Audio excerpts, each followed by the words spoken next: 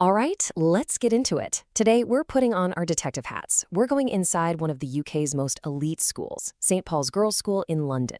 Now, this place, it's a bit of an enigma. It's always at the top of the league tables, but it seems to break every rule in the book. So our mission is to crack the code. We're going to figure out what makes this place tick, what's in its actual DNA. So here's the big question, the mystery at the heart of all this. What if the best school in the country had almost no rules? I mean, think about it. This is a place that crushes academic rankings, but the students have a kind of freedom that would just be, well, unthinkable in most other top schools. We're talking no uniforms, no bells telling you when to change class, no giant scary rulebook. It's a total paradox, right? And that's exactly what we're here to figure out. How on earth does that work?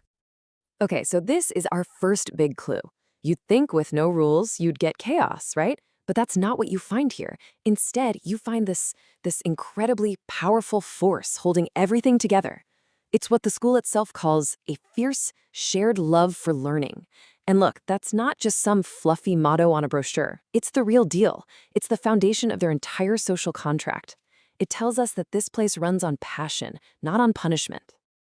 All right, so section 1. Like any good detective, we've got to start with the physical evidence. Let's look at the scene of the crime, so to speak, and see what the tangible clues can tell us about what's really going on here. So when you look around, you start to see their whole philosophy in action. The no uniforms thing?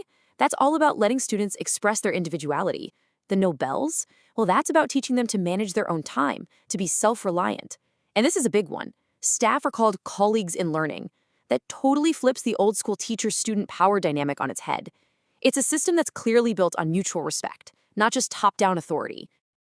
So let's be clear, this place isn't lawless, not at all. It just has one big unwritten rule that underpins everything: radical trust. The school is basically making a huge bet. They're betting that you unlock a person's true potential not by controlling them, but by giving them freedom and the responsibility that comes with it. Honestly, it's a pretty bold and, you have to admit, fascinating experiment in what education can be. Okay, part 2. So, we've got a handle on the social contract. But if we're really going to go deep inside this place, we need to learn to speak the language. You know how every tight-knit group has its own slang, its own dialect? Well, St. Paul's is no different.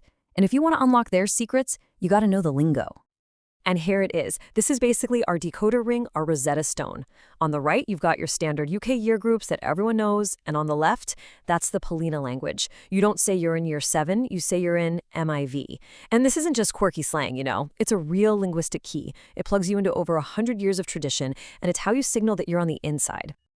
All right, on to our next big clue. This one really gets to the heart of what makes the school so dynamic. We're talking about a core, productive tension. See, this is a place where deep tradition and super futuristic innovation, they don't just sit side by side. They actually crash into each other, and that collision creates this incredible, powerful energy. And you can literally see this duality everywhere. You've got the gorgeous old Dorian main building, right? You can almost hear the echoes of the famous composer Gustav Holst, who taught there. But then you have the brand new Rosalind Franklin Wing, and it's buzzing, literally, with the sound of students live coding music, 3D printing with clay, and even building electric race cars. It's this amazing ability to hold on to its history while sprinting into the future. And this isn't a new thing either. I mean, look at the timeline. The school was founded in 1904, and just 1 year later, Gustav Holst is the director of music. He was a radical innovator for his time. Fast forward to 2021, and they opened this incredible innovation wing named after another trailblazer, Rosalind Franklin. So this blend of arts and sciences, tradition, and boundary pushing, it's been baked into the school's DNA from the very beginning. Okay, part 4. We've looked at the environment, the rules, or lack thereof, and the culture. But what about the outcome? What's the product of this trailblazer factory? What kind of person actually comes out of this unique system? Well, the proof is in the pudding, as they say. Just look at the alumni, or old Paulinas. You've got Rosalind Franklin, whose work was critical to understanding DNA. You've got the incredible actress Rachel Weisz, Jennifer Saunders, a comedy legend, Harriet Harman, a giant in politics. You see the pattern here? They're not just successful people in one field, they're pioneers, people who changed the game in completely different areas. That's not a coincidence. That's a result. And that right there is maybe the most important discovery we've made.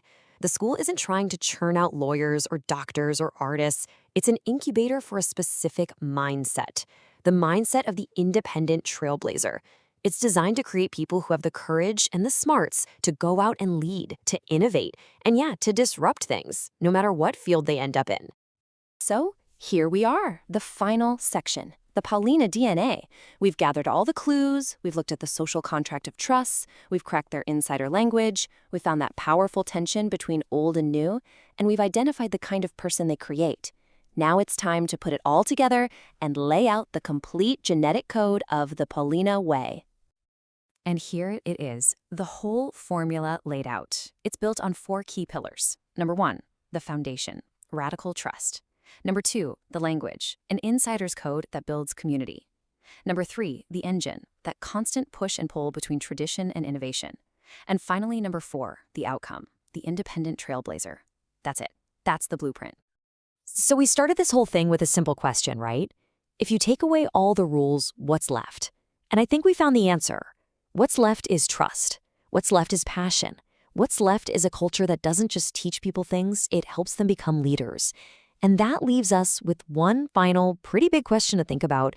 What could we all achieve in our schools, in our jobs, even in our own lives, if we were brave enough to build things on that same foundation of radical trust?